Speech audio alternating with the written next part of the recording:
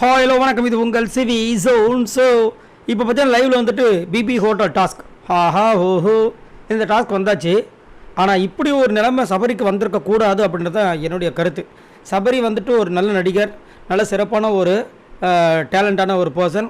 But அன்பு கேங்கன்ற ஒரு விஷயத்தில் மாட்டிக்கிட்டார், எல்லாம் ஓகே. பட் பிக் பாஸ் இதெல்லாம் கொஞ்சம் ஓவரா இல்லையா? பிக் பாஸ் இதுக்கு ஒரு கண்டஸ்டண்ட்டை யூஸ் பண்ணணுமான்ற மாதிரி ஒரு கஷ்டம்தான். என்னென்னா ஓஹோ ஹோட்டல் வந்து ஒரு காலத்தில் நல்லா போயிருக்கு, இப்போ வந்து டல்லாக போயிட்டுருக்கு. அந்த டல்லாக போகிற ஹோட்டலை வந்து தூக்கி நிறுத்துறது தான் இப்போது. அதுக்காக வந்துட்டு 3 பேர் உள்ளே வரப்போகிறாங்க. அவங்கள நீங்கள் நல்லா பார்த்துக்கிட்டிங்கன்னா உங்களுக்கு ஸ்டார்ஸ் கிடைக்கும். அதை வச்சு உங்களுக்கு நேரடியாக தலை போட்டியில் கலந்து கூடிய ஒரு வாய்ப்பு கிடைக்கும். இதுதான் மெயின். இப்போ கதாபாத்திரத்தில் வரப்போகுது ஒன்று ஒன்றா.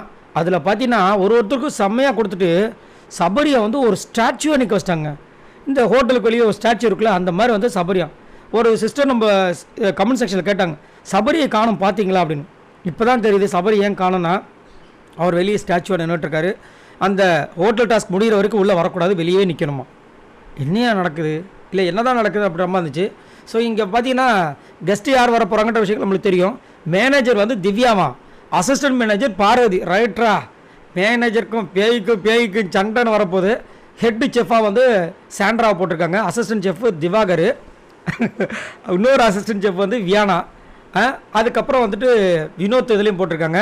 கிளினிக் மேனேஜரில் பார்த்தீங்கன்னா பிரஜன், அசிஸ்டன்ட் மேனேஜர் வந்து துஷார், அதில் இன்னொரு அசிஸ்டன்ட் மேனேஜர் வந்து பார்த்தீங்கன்னா கனி. அன்புதங்களாம் போட்டு தாக்குறாங்க போல இருக்கே. பாத்ரூம் கிளீனிங் மேனேஜர் வந்து அமித், அங்கே வந்துட்டு ஹெல்ப் பண்ணுறதுக்கு அசிஸ்டன்ட் இருப்பாங்க பற்றி அவங்க அரோரா எஃப்ஜேவும் பாத்ரூம் கிளீனிங். இதில் என்னென்னா கெஸ்ட்டை வந்துட்டு அங்கே பாத்ரூம் இடத்துலையும் ஃபன்னாக வந்து என்டர்டெயின் பண்ணி உள்ளே அனுப்பணும் பாத்ரூம் போகிறதுக்கு.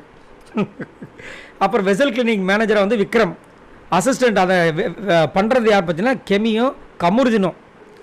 அப்புறம் வந்து ரிசப்ஷனிஸ்ட்டாக வந்து ரம்யாவதிக்கு போட்டிருக்காங்க. ரூம் சர்வெண்ட்டாக வந்து சுபிக்ஷாவையும் பிரவீனையும் போட்டாங்க. ஸோ இதில் எல்லாமே ஓரளவுக்கு ஓகே. ஆனால் ஸ்டாச்சு மேனும் அந்த சபரி ஏன் போட்டாங்க, ஏன்னா சபரி ரொம்ப ஆக்டிவான பர்சன், நல்லா துருத்துருன்னு நிறைய விஷயங்கள் பண்ணுவார். அவரை தூக்கி இப்படி போட்டாங்களேன்றது கொஞ்சம் வருத்தமாக இருந்துச்சு. அதே மாதிரி பெல்லு வேறு வந்துட்டு ரிசப்ஷன் இருக்குமா, அவங்க அடித்து என்ன கேட்டாலும் அதை கொடுக்கணுமா. கடைசியாக வந்துட்டு ஸ்டார்ஸ் கொடுப்பாங்க. So 3 stars Bigg Boss stars வர போகிறாங்க. இதுதான் வந்துட்டு டாஸ்க்காக கொடுத்துருக்காங்க. நல்லா இருக்குது. பட் சபரிக்கு மட்டும் வேறு ஏதாவது கொடுத்துருக்கலாமோன்னு ஒரு வருத்தமாக இருக்குது. சரி, நீங்கள் உங்களோட கருத்தை சொல்லுங்கள். பாய் நண்பர்களே.